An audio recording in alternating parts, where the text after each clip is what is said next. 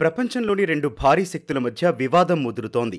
NATO కూటమి దేశాల గగనతలంలోకి Russia యుద్ధ విమానాలు దూసుకురావడంపై అమెరికా అధ్యక్షుడు ట్రంప్ సంచలన వ్యాఖ్యలు చేశారు. అవసరమైతే రష్యా విమానాలను కూల్చేస్తామన్నారు.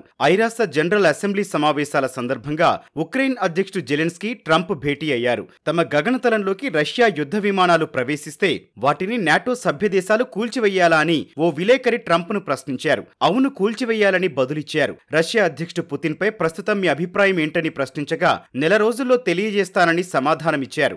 ఉక్రెయిన్ అధ్యక్షుడు జెలెన్స్కీతో భేటీ తర్వాత అమెరికా అధ్యక్షుడు డొనాల్డ్ ట్రంప్ తన సామాజిక మాధ్యమం ట్రూత్ సోషల్లో ఓ పోస్టు పెట్టారు. 2022 నుంచి రష్యా దాడుల్లో కోల్పోయిన భూభాగాన్ని పోరాడి తిరిగి పొందే స్థితిలో ప్రస్తుతం ఉక్రెయిన్ ఉందని తెలిపారు. ఎటువంటి లక్ష్యం లేకుండా 3.5 ఏళ్లుగా రష్యా పోరాడుతోందని ట్రంప్ విమర్శించారు. ట్రంప్ పోస్టు భారీ మార్పునకు చిహ్నమని ఉక్రెయిన్ అధ్యక్షుడు జెలెన్స్కీ అన్నారు.